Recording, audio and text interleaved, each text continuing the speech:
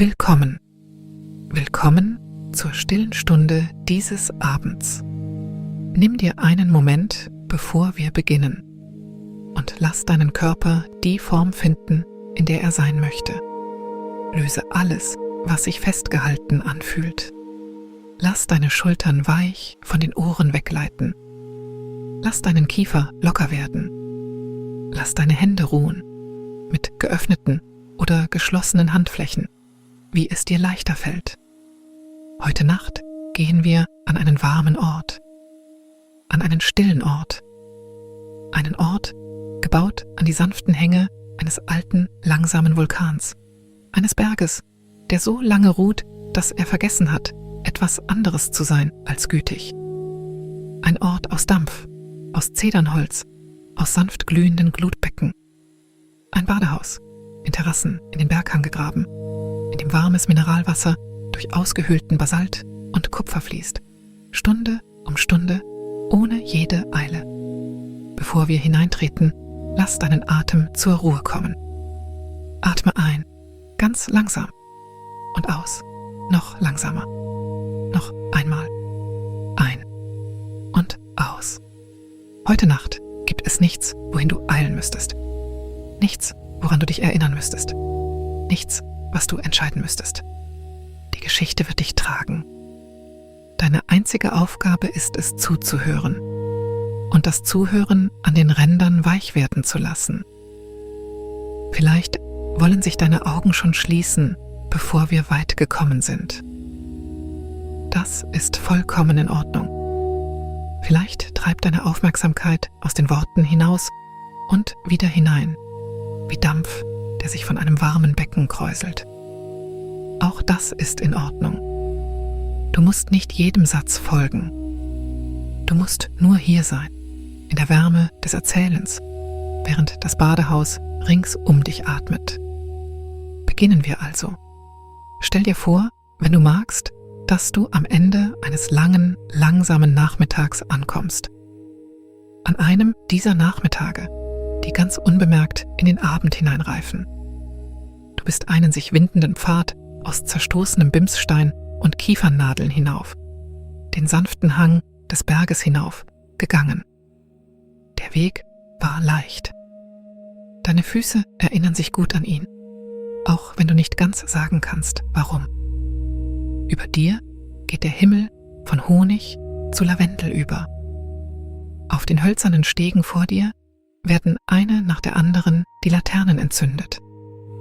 Du riechst nassen Stein und die leise Süße des Zedernholzes, das den ganzen Tag von Sonne und Dampf erwärmt wurde.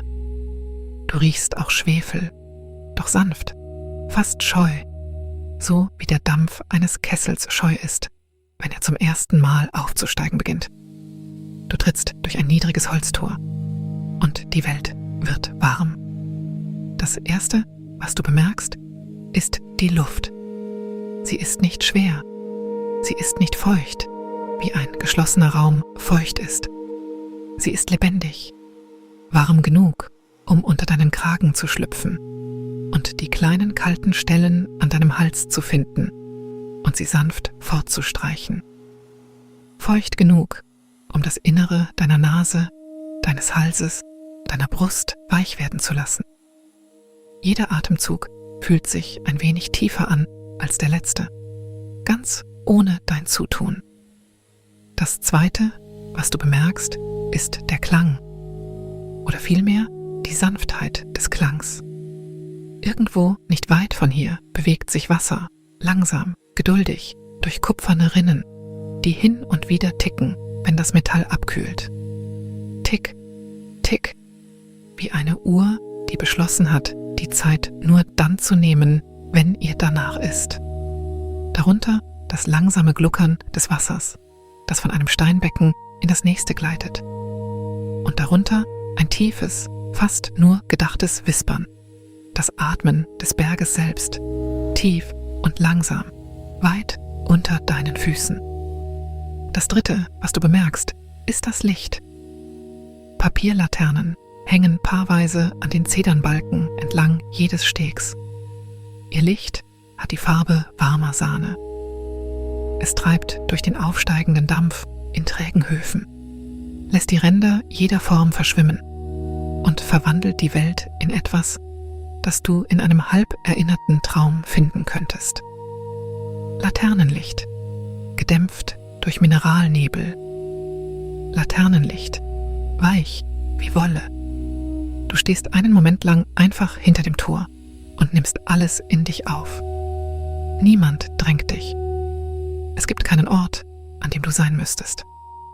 Das Badehaus erhebt sich in Terrassen über dir, Ebene um Ebene, geduldig in den Berghang geschnitten.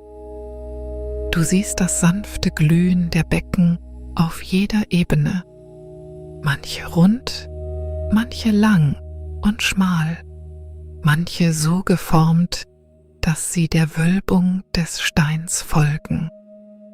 Hölzerne Stege verbinden sie, vom Alter und sanftem Gebrauch dunkel geworden. Hier und dort hängen Bambusspiele, reglos in der stillen Luft. Und dann atmet das Badehaus. Du fühlst es, bevor du es hörst. Ein langes, warmes Seufzen scheint aus jeder Öffnung, jedem Spalt, jedem Becken zugleich aufzusteigen. Dampf erblüht, weiß und langsam aus den Becken. Die Spiele rasseln, nur ein einziges Mal, ein weiches, hohles Klappern von Bambus auf Bambus und werden dann wieder still. Der Berg hat ausgeatmet. In einer Stunde wird er wieder ausatmen. Er tut dies seit länger, als irgendjemand sich erinnern kann. Er wird es noch tun, lange nachdem diese Nacht vergessen ist. Du beginnst zu gehen. Der Weg unter deinen Füßen besteht aus geharkter Vulkanasche, feinem, dunklem Gruß, der unter jedem Schritt sanft nachgibt. Er ist warm, sogar durch die Sohlen deiner Sandalen. Nicht heiß, nur warm, so wie Brot warm ist. Eine kleine Weile, nachdem der Ofen geöffnet wurde. Du hörst das leise, trockene Flüstern deiner eigenen Schritte in der Asche.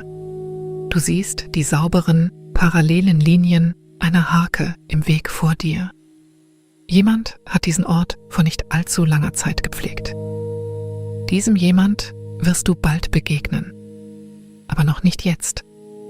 Zuerst möchte das Badehaus sich dir zeigen. Du steigst ein paar hölzerne Stufen hinauf, glatt und in der Mitte leicht durchgebogen von Generationen langsamer Füße. Die erste Terrasse öffnet sich vor dir. Ein weites, rundes Becken dampft sanft in ihrer Mitte, umringt von dunklen Basaltsteinen, jeder gespült und in seine eigene Mulde zurückgelegt. Das Wasser ist klar und leicht grün, von der Farbe der Jade, die man gegen eine Kerze hält. Du siehst die blasse Wölbung des Beckenbodens, das langsame Aufsteigen der Wärme in weichen Strähnen zur Oberfläche.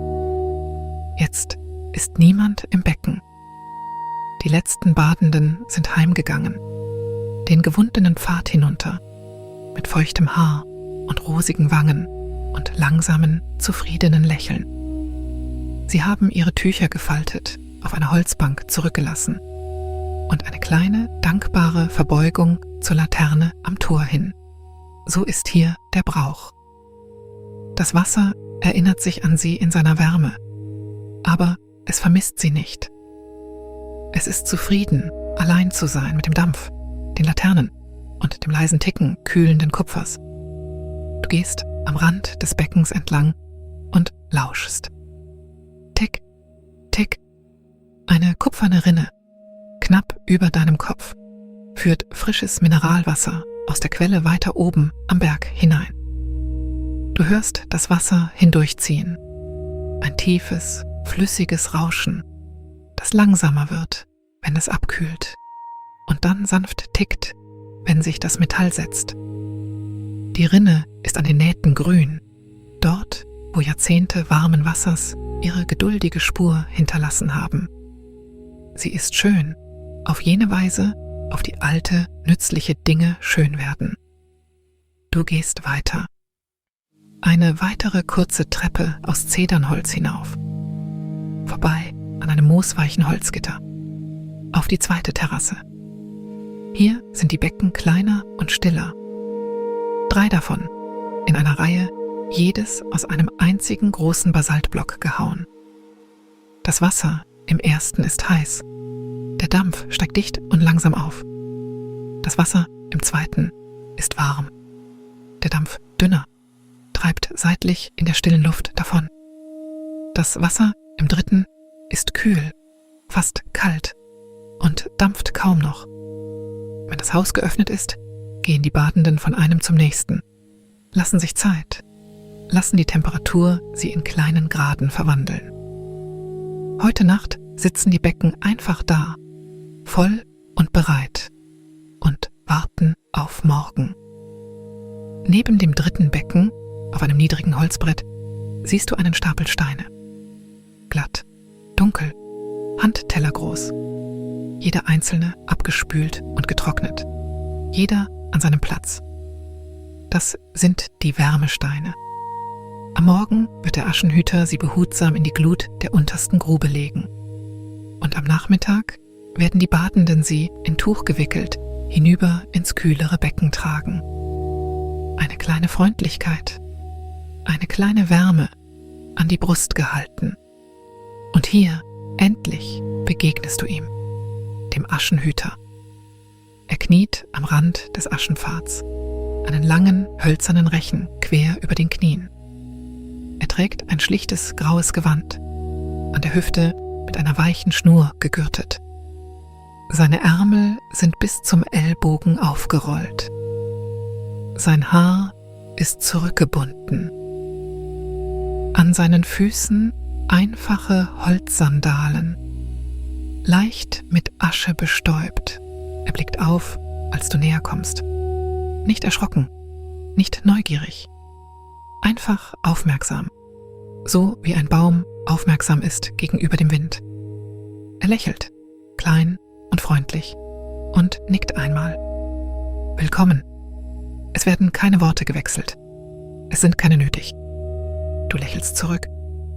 Der Aschenhüter nimmt seine Arbeit wieder auf. Langsam zieht er den langen Rechen durch die Asche und hinterlässt 4 saubere, parallele Linien. Dann rückt er ein wenig zur Seite und zieht den Rechen erneut.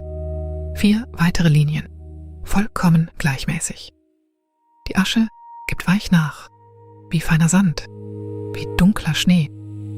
Die Linien sind genau, ohne starr zu wirken. Du siehst eine Weile zu und dein Atem hat sich, ohne dass du es bemerkst, dem Rhythmus des Rechens angeglichen. Ein und aus. Ein und aus.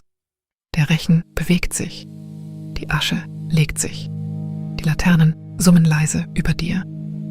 Als der Aschenhüter dieses kleine Stück des Pfads fertig hat, steht er auf.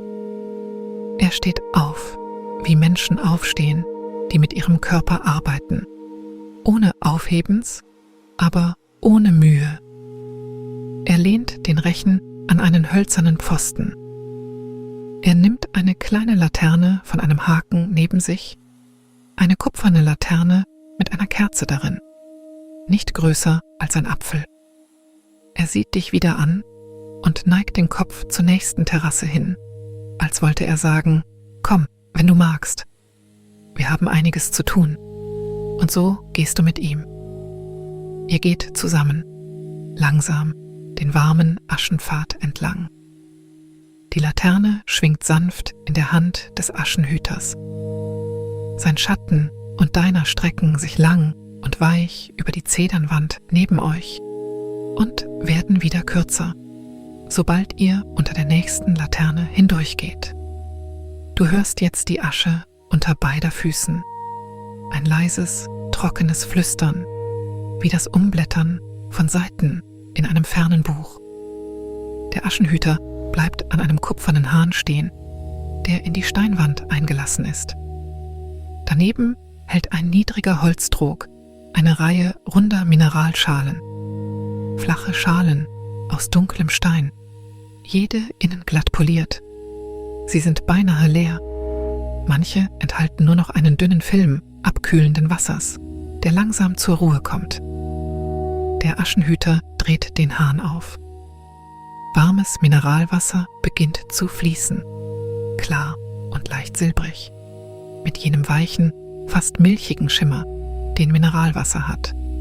Es läuft mit einem tiefen, gleichmäßigen Klang in die erste Schale, dem Klang von Wasser, das seinen Pegel findet. Und die Schale beginnt sich zu füllen. Du siehst zu, wie das Wasser steigt, langsam wie Honig. Du siehst zu, wie der Dampf in weichen, trägen Fäden von seiner Oberfläche aufsteigt. Die Schale ist voll. Der Aschenhüter bewegt den hölzernen Griff des Hahns ein winziges Stück und leitet den Fluss um. Die nächste Schale beginnt sich zu füllen. Du stehst und siehst dem lange zu. Es liegt etwas in der geduldigen Wiederholung, das die kleinen geschäftigen Stellen hinter deinen Augen besänftigt. Wasser fließt. Eine Schale füllt sich. Der Griff bewegt sich. Wasser fließt. Eine Schale füllt sich. Der Griff bewegt sich. Der mineralische Duft, warmer Stein, sanfter Schwefel, die kaum spürbare Süße von Kiefernharz von irgendwo über dir, erfüllt deine Nase und deine Brust. Und du spürst, wie ein wenig der Anspannung des Tages zwischen deinen Schulterblättern fortschmilzt. Als die letzte Schale gefüllt ist, schließt der Aschenhüter den Hahn. Der Fluss versiegt. Ein paar letzte Tropfen fallen. Plink, plink in die Schale und dann Stille. Dann das leise Ticken des Kupfers irgendwo darüber, im Abkühlen. Tick, tick. Die Klangstäbe rühren sich nicht. Die Becken dampfen still vor sich hin. Der Aschenhüter hebt seine Laterne und macht erneut eine Geste. Weiter. Du steigst zur nächsten Terrasse hinauf. Eine breitere, diese. Auf der einen Seite ein langes Zederngebäude mit Schiebewänden. Der Umkleideraum, in dem die Badenden tagsüber ihre Kleidung sauber gefaltet in flachen Holztabletts ablegen. Auf der anderen Seite ein überdachter Wandelgang, der entlang eines steilen Abhangs verläuft. Du siehst weit unten das sanfte Glimmen der untersten Grotten durch Schwaden aufsteigenden Dampfes. Der Berg fällt in langen, sanften Bögen in die Dämmerung. Der Aschenhüter schiebt eine Wand zur Seite und tritt in den Umkleideraum. Du folgst. Drinnen ist die Luft warm und trocken. Zedernbalken kreuzen sich über dir. Die Wände duften kräftig, süß, nach Zeder, jener warme, honigartige Harzgeruch, der dich die Augen schließen und langsam einatmen lässt. An einer Wand entlang ein langes Regal mit gefalteten Handtüchern, jedes genauso gestapelt. Über dem Regal strahlt sanfte Wärme aus einer niedrigen Öffnung. Irgendwo darunter schickt eine gedämpfte Glutgrube gerade genug Hitze nach oben, um die Handtücher die Nacht über warm zu halten. Der Aschenhüter geht das Regal entlang und prüft die Handtücher mit dem Handrücken. Manche sind noch leicht feucht vom Trocknen des Tages. Diese hebt er heraus, faltet sie neu und legt sie unten in den Stapel, wo die Wärme am stärksten ist. Die trockeneren Handtücher lässt er oben. Es ist eine kleine Arbeit. Sie kostet keine Mühe. Aber sie wird mit Sorgfalt getan. Du siehst ihm bei der Arbeit zu. Falten, glattstreichen, stapeln, falten, glattstreichen, stapeln. Die Handtücher sind blass, gewebt mit einem feinen Streifen dunkleren Garns an einer Kante. Sie sind warm.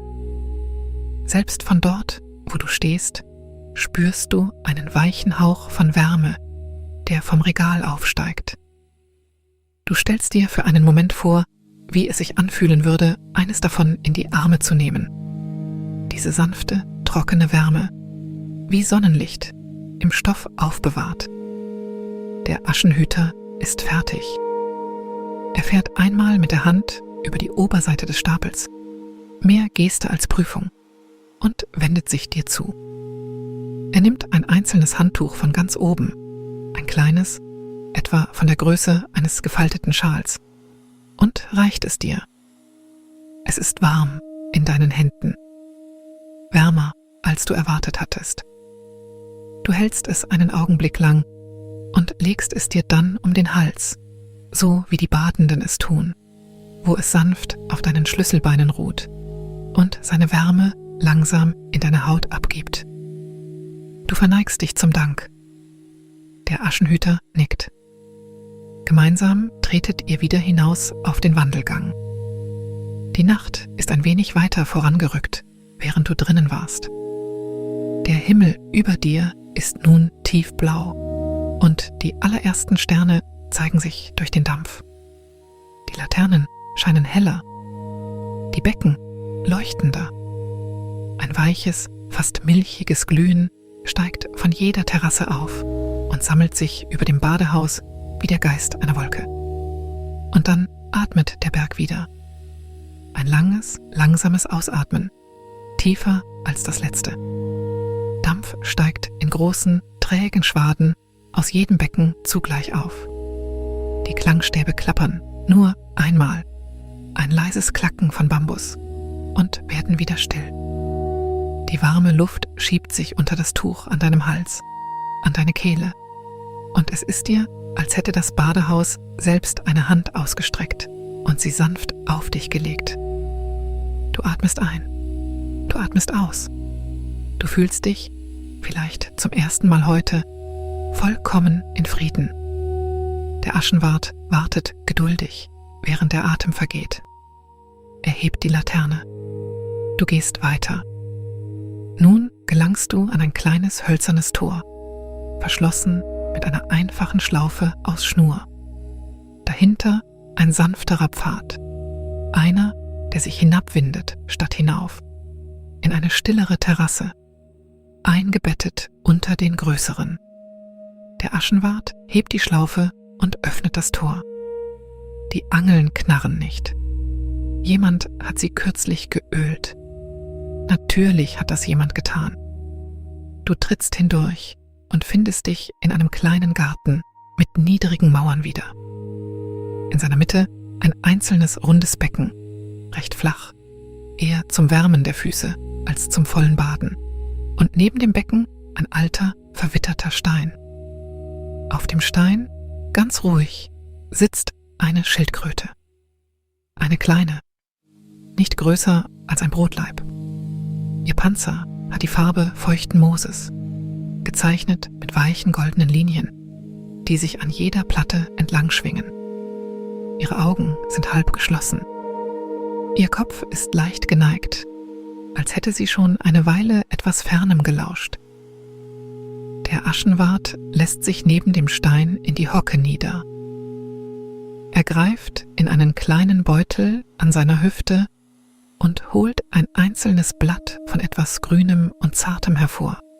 Vielleicht jungen Klee, vielleicht eine Krause Kohl, du kannst es nicht genau erkennen, und legt es behutsam auf den Stein, direkt vor die Schildkröte. Die Schildkröte betrachtet das Blatt ohne Eile. Nach einem langen Augenblick öffnet sie die Augen ein wenig weiter und streckt ganz, ganz langsam den Hals aus. Sie nimmt einen kleinen, vorsichtigen Bissen vom Blatt. Sie kaut, sie blinzelt. Sie scheint recht zufrieden. Sie isst das Blatt nicht auf. Sie hat es nicht eilig. Das Blatt wird auch morgen früh noch da sein, wenn sie mag. Der Aschenwart legt einen Finger, ganz leicht, auf die Wölbung des Schildkrötenpanzers. Ein kleiner Gruß, eine alte Freundschaft. Die Schildkröte blinzelt noch einmal und senkt den Kopf ein wenig, als wollte sie sagen, ja, hallo, alles ist gut.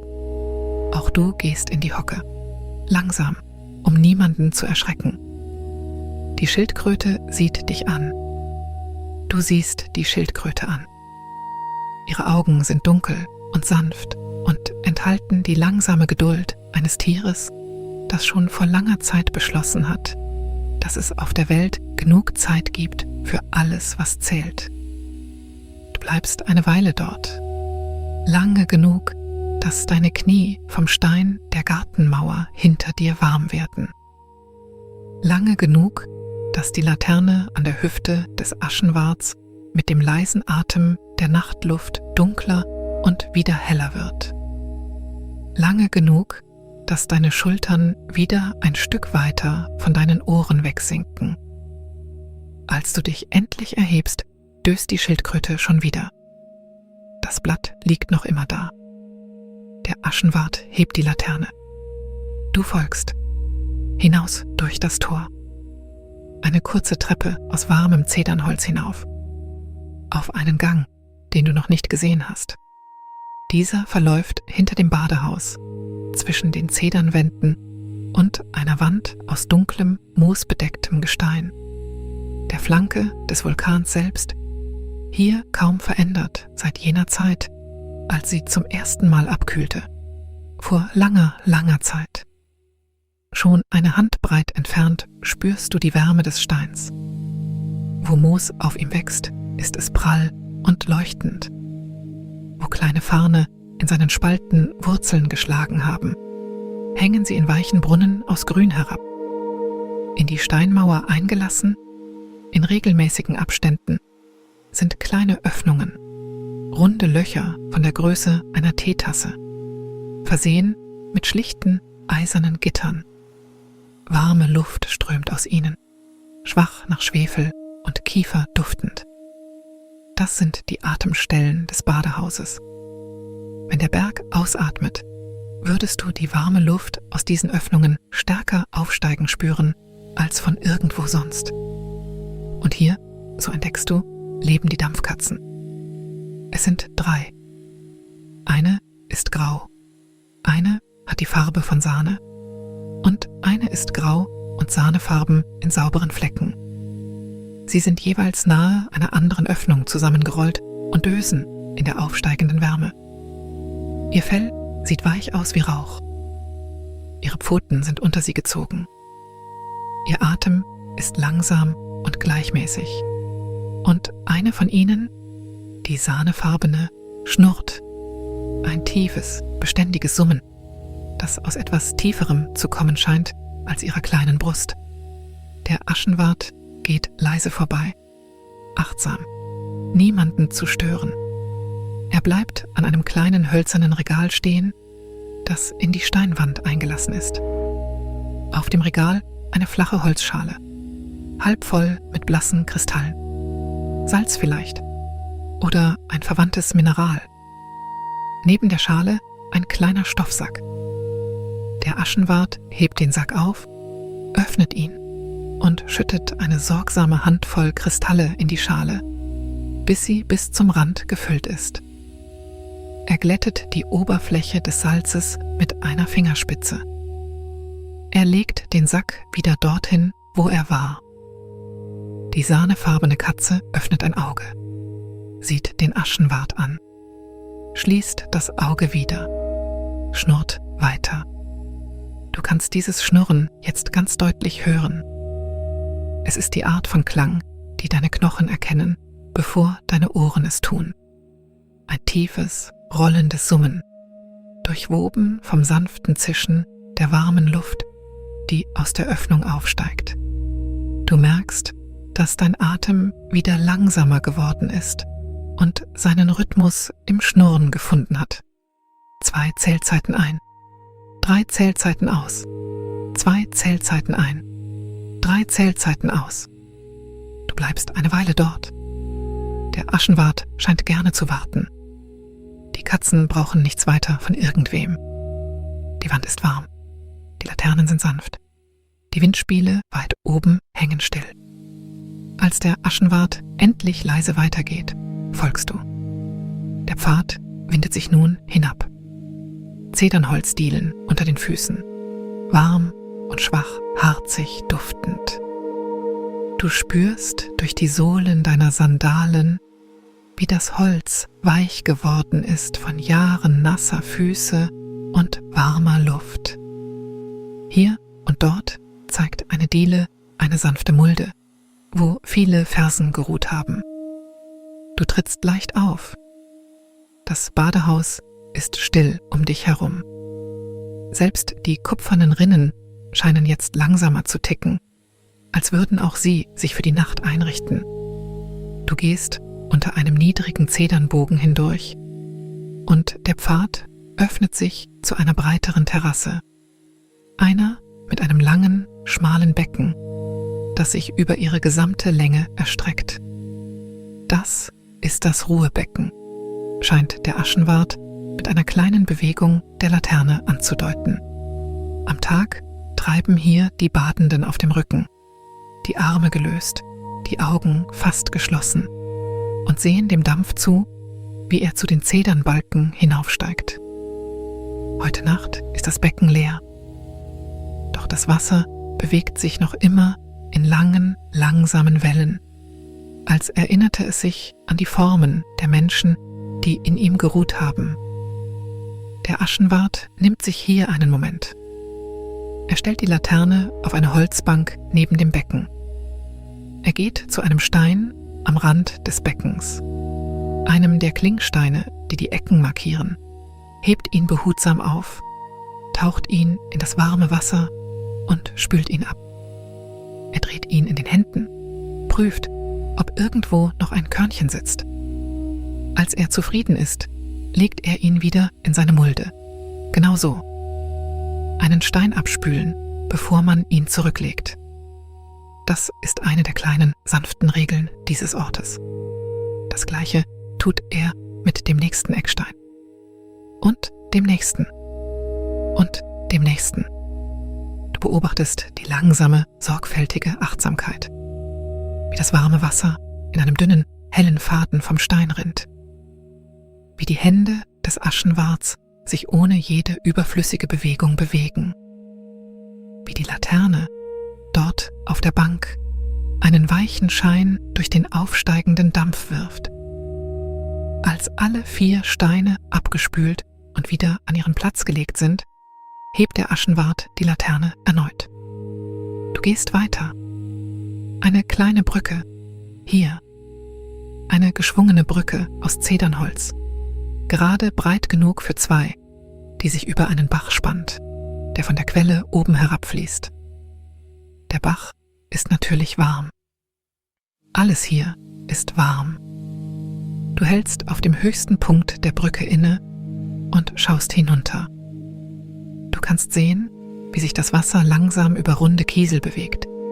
Jeder einzelne von Jahren geduldigen Fließens glatt poliert.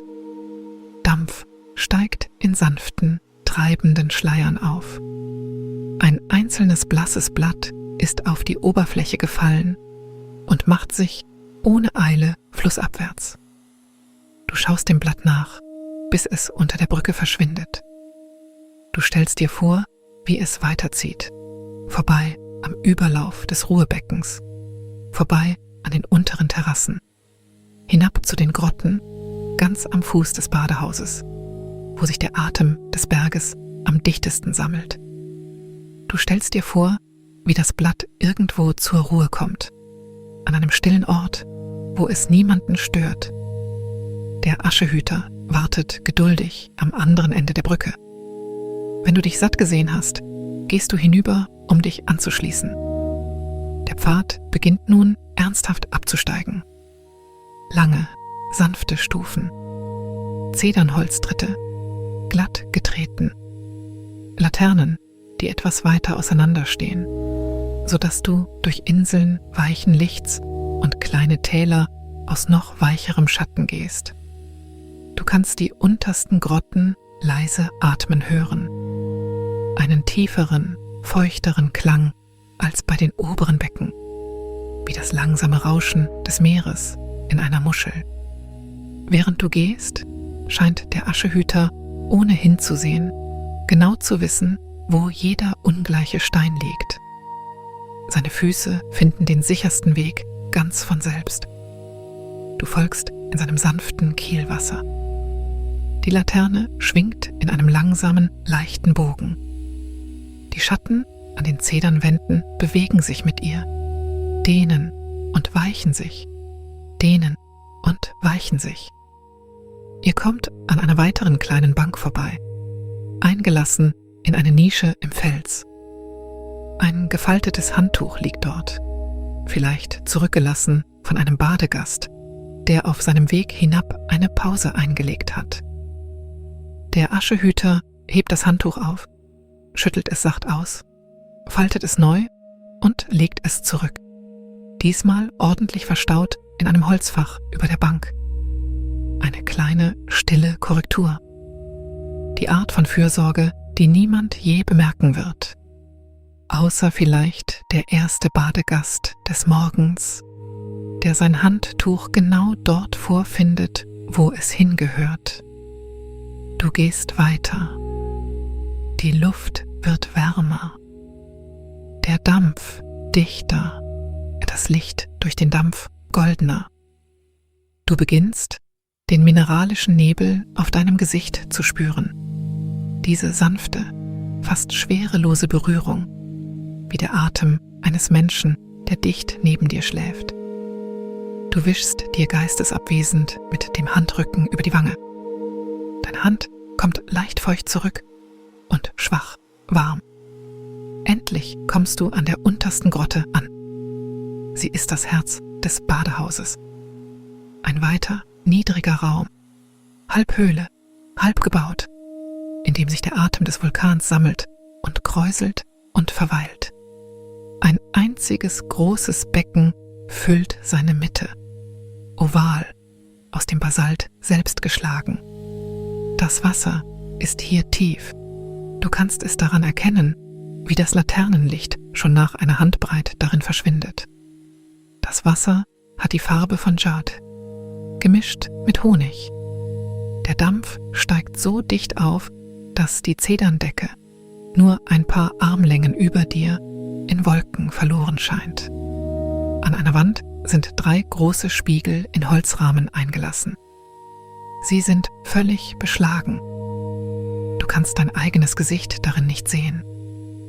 Du siehst nur sanfte, leuchtende Formen, die Laterne, den Dampf, die warme Andeutung eines Raumes. Es ist irgendwie erholsamer als ein klarer Spiegel. Du spürst, dass niemand dich beobachtet, nicht einmal du selbst. Der Aschehüter geht an die Seite der Grotte, wo in einer Aussparung der Basaltwand eine kleine Glutmulde stillglimmt.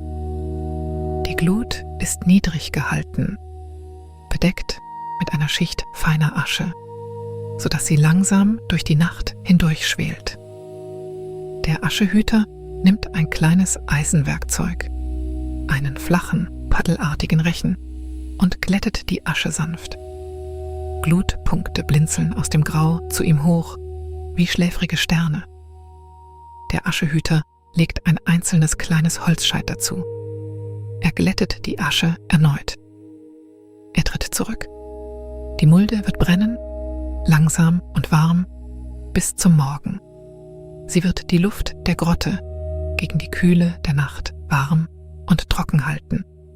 Sie wird die Spiegel sanft beschlagen halten.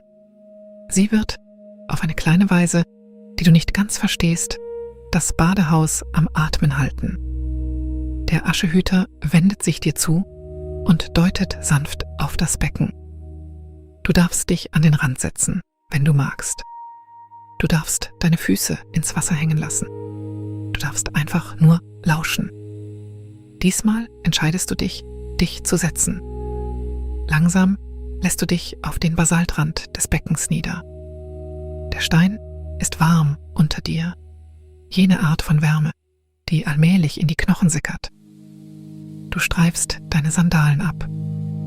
Du lässt deine Füße, einen nach dem anderen, ins Wasser gleiten. Das Wasser hat genau die Temperatur, von der du nicht wusstest, dass du sie brauchst.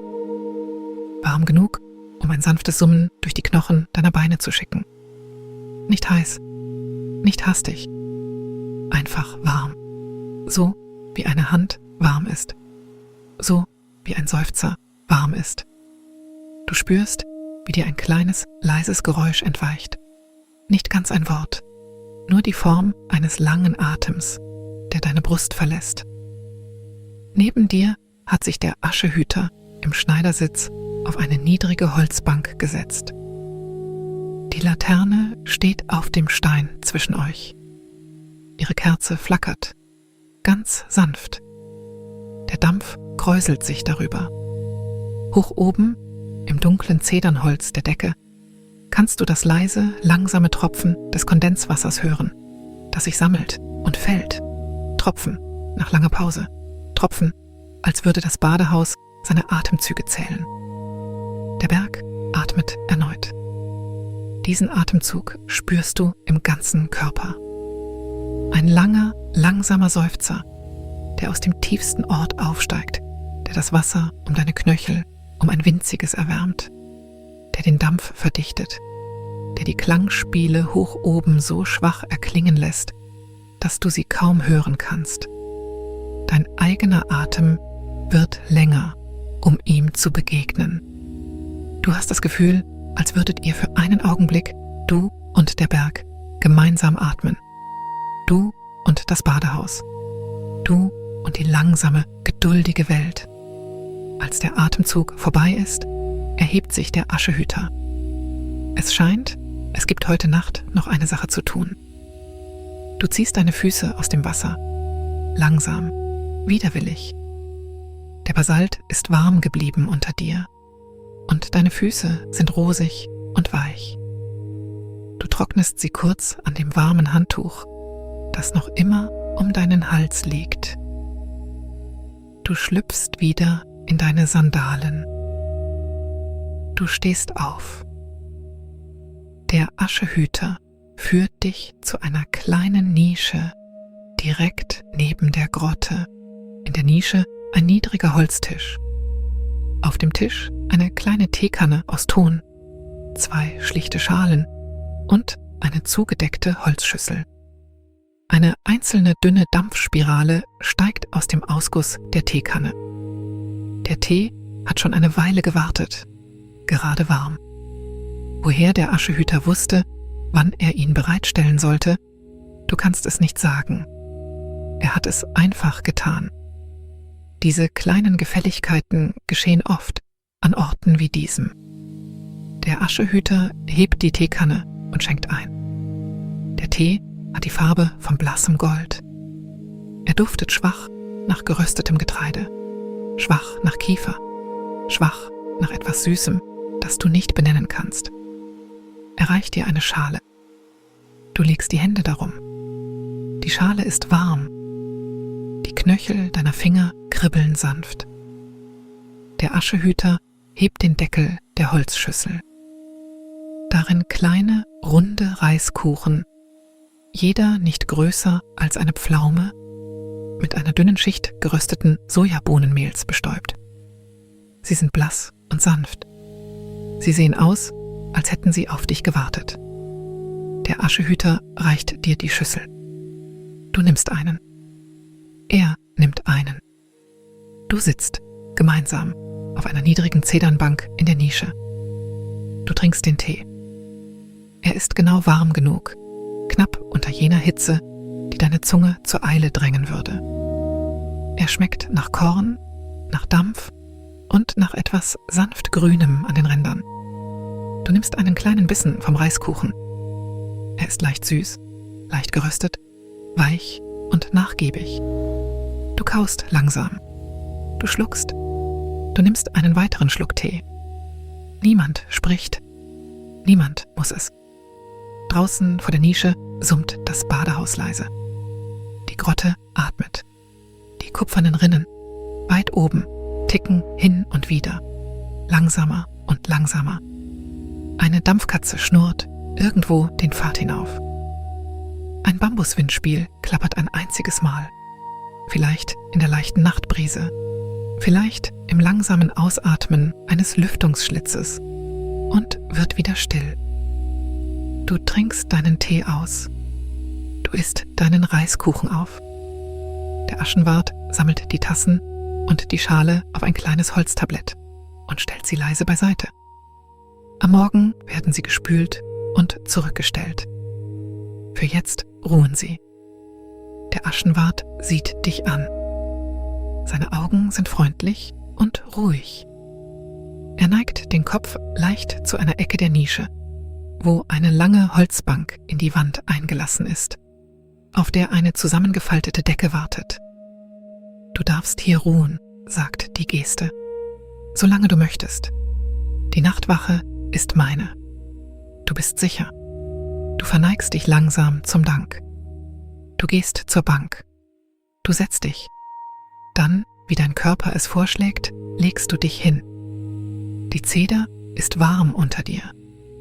Die Decke ist leicht, gewebt aus etwas Weichem und Hellem, mit einem zarten Streifen an der Kante.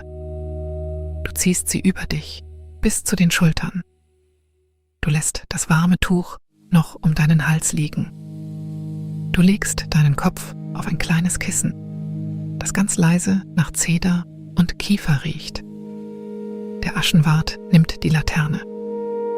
Er tritt leise zurück in die Grotte. Du kannst das sanfte Glühen der Laterne sehen, wie er sich langsam durch den Dampf bewegt, dunkler und heller werdend, wenn es hinter Nebelschwaden hindurchzieht. Du hörst aus der Ferne die kleinen Geräusche seiner geduldigen Arbeit, das sanfte Schaben des Aschenrechens, das leise Klingen eines Steins, der in seine Mulde zurückgelegt wird, das Streifen eines Ärmels an einem Holzbalken. Über dir ist die Zederndecke dämmerig und warm. Die Laterne in der Nische brennt niedrig. Du kannst durch das kleine Fenster der Nische einen einzelnen Stern über der dunklen Linie der Bergschulter sehen. Es ist ein freundlicher Stern. Er hat es mit gar nichts eilig. Du spürst den Berg atmen. Ein langer, langsamer Seufzer irgendwo unter dir.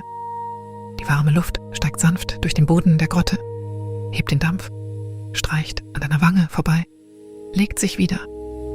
Die Windspiele weit oben klappern ein einziges Mal und sind still. Du spürst deinen eigenen Atem antworten. Ein und aus. Ein und aus.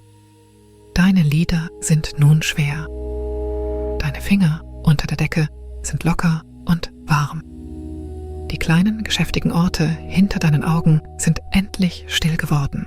Und der Tag, was immer er enthielt, ist den Berg hinabgeglitten, wie ein Blatt auf einem warmen Bach, ohne Eile, hin zu einem stillen Ort, an dem ihn niemand stören wird. Du denkst kurz an die kupfernen Rinnen, die ticken, während sie abkühlen. Tick, tick. Du denkst an den warmen Aschepfad, das sanfte Nachgeben unter jedem Schritt. Du denkst an das warme Tuch um deinen Hals. Du denkst an die Schildkröte, die Augen halb geschlossen auf ihrem moosigen Stein, das Blatt, das noch wartet. Du denkst an die cremefarbene Katze, die neben dem Lüftungsschlitz schnurrt. Du denkst an die Laterne, die sanft in der Hand des Aschenwarts schwingt und sich langsam durch den Dampf bewegt. Du denkst an den Berg, der atmet, und an das Badehaus, das mit ihm atmet, und an dich, der mit beiden atmet. Die Geräusche werden nun leiser. Die Laterne in der Nische ist nur noch ein kleines, freundliches Glühen. Der ferne Atem der Grotte ist ein langes, tiefes Rauschen, weit weg. Die Zeder über dir ist warm und dämmerig und geduldig. Irgendwo oben auf den Terrassen klappert ein Windspiel, nur ein einziges Mal. Dann wird es still. Irgendwo darunter tickt eine Rinne. Dann wird es still. Der Aschenwart bewegt sich durch den Dampf, pflegt. Seine Arbeit ist sanft. Seine Laterne ist freundlich. Er wird die ganze Nacht hindurch wachen. Und du musst dich um gar nichts kümmern. Du musst dir den Weg zurück nicht merken. Du musst die Schritte nicht zählen. Du musst nichts festhalten, was du heute Nacht gesehen hast. Das Badehaus wird es für dich bewahren. Der Berg wird es für dich bewahren. Du darfst jetzt loslassen. Lass deine Schultern ein letztes Mal in die Bank unter dir hineinsinken. Lass deinen Kiefer locker werden. Lass deine Hände dort ruhen, wo sie liegen. Lass die Wärme des Tuchs an deinem Hals das letzte Warme sein, das du wahrnimmst. Lass den Atem des Berges das letzte Langsame sein, das du hörst. Ein und aus. Ein und aus. Die Laterne in der Nische wird noch ein wenig dunkler. Der Dampf kräuselt sich leise über dir. Die Zeder hält dich. Der Berg atmet. Und du auch. Langsam und leicht und warm. Die Windspiele sind still. Die Rinnen sind still. Die Katzen träumen. Die Schildkröte träumt. Der Aschenwart hütet die Glut. Und du ruhst. Schlafe jetzt. Schlafe gut. Schlafe lange. Die Bank unter dir ist warm. Das Tuch an deinem Hals ist warm. Die Zeder über dir ist warm. Der ganze stille Raum ist warm. Und die Wärme bewegt sich durch dich, wie Wasser durch einen langsamen Fluss zieht. Ohne Eile, ohne Anstrengung, ohne dass sie wahrgenommen werden muss. Du musst der Wärme nicht folgen. Du musst sie nicht beobachten. Sie wird gehen, wohin sie geht. Ganz von selbst. Die ganze Nacht. Der Aschenwart geht erneut an der Nische vorbei. Die Laterne tief. Seine Schritte sind weich auf den Holzdielen. Ein Knarren. Dann Stille. Dann ein weiteres Knarren.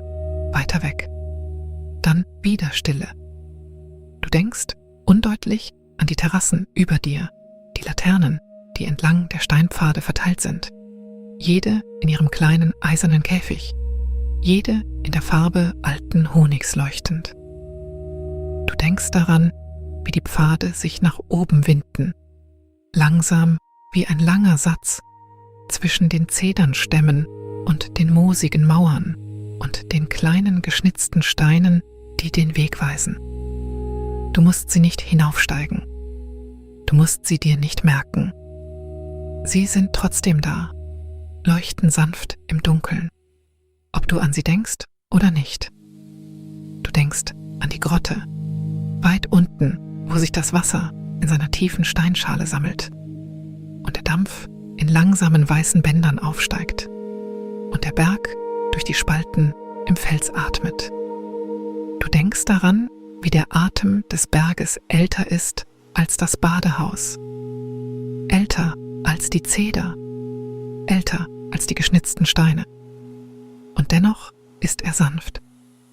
Der Atem des Berges ist seit sehr langer Zeit sanft.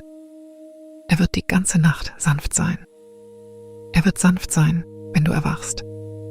Du denkst an die Katzen, eingerollt in ihren Ecken, die graue auf den gefalteten Leinentüchern, die orangefarbene nahe den warmen Steinen, die kleine schwarze, die sich unter der Holzbank am Eingang verkrochen hat. Jede atmet langsam. Jede träumt, was immer Katzen träumen. In kleinen, sanften Zuckungen von Pfote und Ohr. Du denkst an die Schildkröte im Garten, unter dem langsamen Tropfen des Bambusrohrs. Ihr Panzer moosbewachsen, ihre Augen geschlossen. Ihr altes, geduldiges Herz schlägt einmal und dann noch einmal und dann noch einmal, mit aller Zeit der Welt.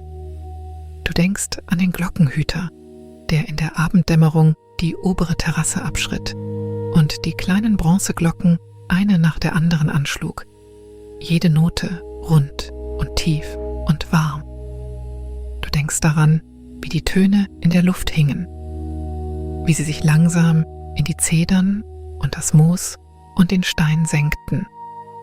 Du denkst an den Tee, den man dir im Teeraum gereicht hat, die kleine Schale warm in deinen Händen, der Dampf, der an deinem Gesicht vorbei aufstieg, der Geschmack von geröstetem Getreide und etwas leicht Süßem, etwas leicht Grünem. Du denkst daran, wie der Teehüter sich wortlos verbeugte, wie er ohne Eile eingoss, wie er die Schale mit beiden Händen abstellte, als wäre die Schale ein schlafender Vogel. Du denkst an den langen Holzgang mit seinen Papierlaternen, die Dielen glatt unter deinen Füßen, die weichen Hausschuhe, die dir der Türhüter am Eingang gegeben hat. Du denkst daran, wie jede Laterne in ihrem eigenen kleinen Kreis leuchtete und wie sich die Kreise auf dem Boden überlappten, wie Becken aus warmem Wasser an einem ruhigen Ufer. Du denkst an den Dampfraum mit seinen blassen Steinwänden, den Bänken, glatt gescheuert von Jahren stiller Badender, dem kleinen hölzernen Eimer und der kleinen hölzernen Kelle und dem langsamen Tropfen des Wassers von den Dachvorsprüngen. Du denkst an das kalte Becken, das du nicht betreten hast, das du nur betrachtet hast, von der Tür aus, wo das Wasser still und dunkel war und das Spiegelbild einer einzigen kleinen Laterne hielt. Du denkst daran, wie das Spiegelbild zitterte, ein einziges Mal, als irgendwo von oben ein Tropfen fiel, wie es sich widersetzte, wie es still wurde. Du denkst an den Gartenweg zwischen den Badehäusern, die glatten runden Steine im Moos, die niedrigen Laternen zwischen den Farnen, die kleine Holzbrücke über den kleinen, langsamen Bach. Du denkst daran, wie der Bach fast keinen Laut machte, nur das leiseste Plätschern, wie ein Gedanke, den du nicht ganz hören kannst. Du denkst an die Zedern, sehr hoch, sehr alt, die das ganze Tal in ihren langen, stillen Armen halten. Du denkst an den Berg über ihnen. Du denkst an den Himmel über dem Berg. Und dann hörst du auf zu denken für eine Weile. Die Bank ist warm. Das Tuch ist warm. Die Zeder ist warm. Der Berg atmet. Und du atmest mit ihm. Ein und aus. Ein und aus. Langsam und leicht und warm. Der Glutwächter kehrt noch einmal zurück. Ganz leise. Du spürst ihn mehr, als du ihn siehst. Ein schwacher Schein an der Zedernwand über dir. Ein sanfter Schritt. Der leiseste Duft von warmem Eisen und sauberem Rauch. Er hält in der Nähe der Nische inne. Er hebt die Laterne ein wenig. Er senkt sie wieder. Er sieht nach, dass alles in Ordnung ist. Alles ist in Ordnung. Er geht weiter. Das Laternenlicht verblasst am Rand deiner geschlossenen Augen. Dann verschwindet es ganz. Die Zeder hält die Wärme, die er zurückgelassen hat. Du fühlst, wie die Wärme deine Schultern hinabwandert, in deine Arme, in deine Hände. Du fühlst, wie sie deinen Rücken hinabwandert, in deine Hüften, in deine Beine. Du fühlst, wie sie sich sammelt, langsam und schwer und gütig, in deinen Fußsohlen. Alles schwer, alles warm, alles still. Irgendwo weit oben, auf der höchsten Terrasse, regt sich ein einzelner Glockenton. Eine kleine Bronzenote. Rund, tief, warm. Sie wandert die Terrassen hinab. Langsam, so wie Nebel einen Hang hinabzieht. Sie zieht an den oberen Laternen vorbei. Sie zieht an den moosigen Steinen vorbei. Sie zieht an den Zedernstämmen vorbei. Sie zieht an der kleinen Holzbrücke vorbei. Sie erreicht das Dach des Badehauses und wird weicher. Sie erreicht die Zedernbalken und wird weicher. Sie erreicht die Nische, in der du liegst, und ist fast verklungen. Und dann ist sie verklungen. Und die Stille, die folgt, ist tiefer als die Stille zuvor. Du musstest nicht hinhören. Aber du hast es gehört. Und nun brauchst du nichts anderes mehr zu hören. Das Badehaus wird seine kleinen Nachtgeräusche für sich behalten. Das Ticken der Wasserrinne, weit weg. Das leise Knarren der Zeder, während sie abkühlt, das schwache Zischen des Dampfes in der Grotte unten. Das weiche Tappen einer Katzenpfote, die sich im Traum umdreht. Diese Dinge gehören dem Badehaus. Du darfst sie ziehen lassen. Du darfst sie alle ziehen lassen. Die Laterne in der Nische wird wird ein wenig dunkler. Die Zeder über dir wird ebenfalls dunkler. Die Ecken des Raumes verschwimmen sanft im Schatten. Der Schatten ist warm. Der Schatten ist gütig. Der Schatten hält dich, so wie die Bank dich hält. So wie das Tuch dich hält. So wie die Zeder dich hält. So wie der Berg das Tal seit länger hält, als irgendjemand sich erinnern kann. Du wirst gehalten. Du bist warm. Du bist geborgen.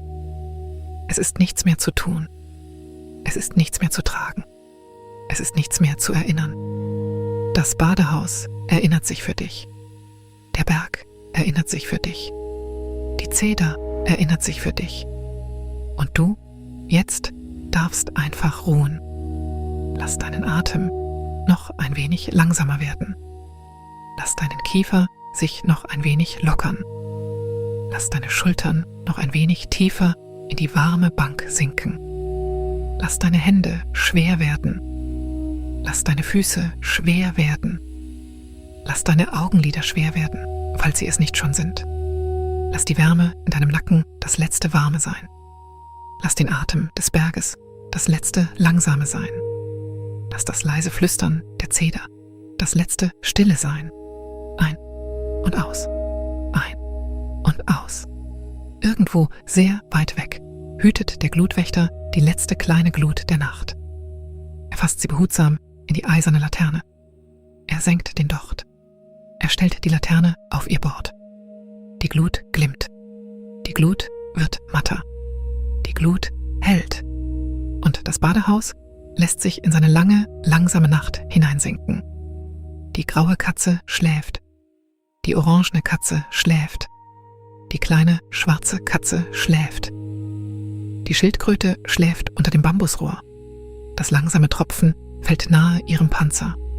Das Moos weich unter ihr. Der Teehüter schläft in seinem kleinen Holzraum über dem Teehaus. Eine gefaltete Decke warm über sich. Der Glockenhüter schläft in seinem kleinen Holzraum über der oberen Terrasse. Die Bronzeglocken still an ihren Haken.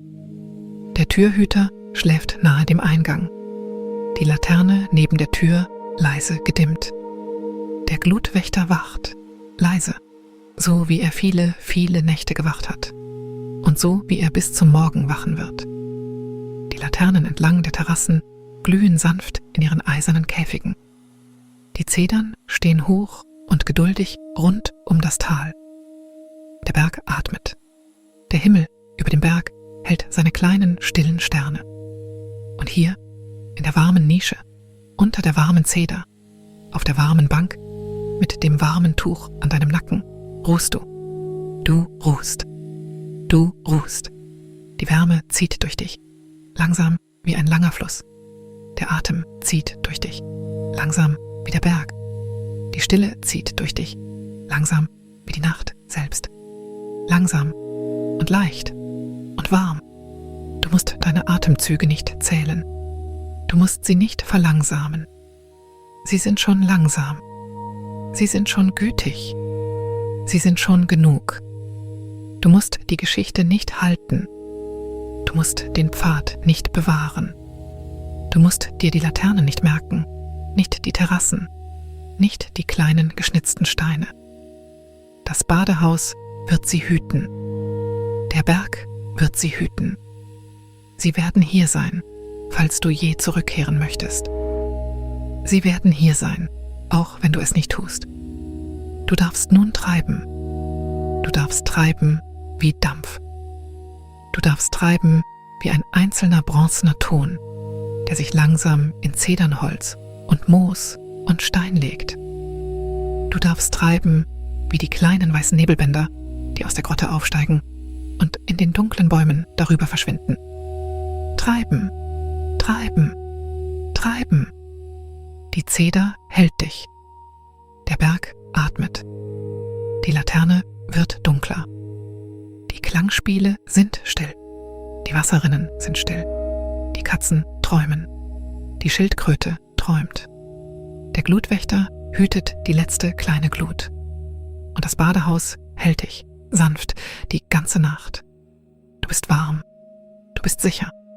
Du bist geborgen. Es gibt nichts zu tun. Es gibt nirgendwo hinzugehen. Es gibt nichts zu tragen. Es gibt nur diesen langsamen, warmen Atem und diesen langsamen, warmen Raum und diesen langsamen, warmen Berg, der mit dir atmet. Ein und aus. Ein und aus. Langsam und leicht und warm. Irgendwo weit unten atmet die Grotte ihren langen, tiefen Atem. Irgendwo weit oben halten die Sterne ihre stillen Plätze am Himmel. Irgendwo dazwischen ruht das Badehaus in der Zeder. Und die Zeder ruht im Tal. Und das Tal ruht im Berg. Und der Berg ruht im langsamen, geduldigen Drehen der Nacht. Und du ruhst in all dem. Gehalten, warm, sicher. Die Laterne wird noch eine kleine Spur dunkler. Die Nische wird weicher an ihren Rändern. Die Zeder über dir wird noch matter. Dein Atem wird weicher. Dein Körper wird schwerer. Deine Gedanken werden langsamer. Das warme Tuch an deinem Nacken hält seine stille Wärme. Die Bank unter dir hält ihre stille Wärme. Der Raum hält seine stille Wärme. Der Berg hält seine stille Wärme. Alles davon haltend. Alles davon warm. Alles davon langsam. Mit der Zeit wirst du die Laterne gar nicht mehr bemerken. Mit der Zeit wirst du die Zeder über dir nicht mehr bemerken. Mit der Zeit wirst du die Bank nicht mehr bemerken. Nicht das Tuch, nicht die Nische, nicht den leisen Schritt des Glutwächters irgendwo auf den Holzdielen. Mit der Zeit wirst du nur noch deinen Atem bemerken. Und dann vielleicht nicht einmal mehr den. Der Berg wird für dich atmen. Das Badehaus wird für dich atmen. Die Zeder wird für dich atmen. Du darfst einfach ruhen. Du darfst einfach schlafen. Du darfst dich einfach von der Nacht tragen lassen.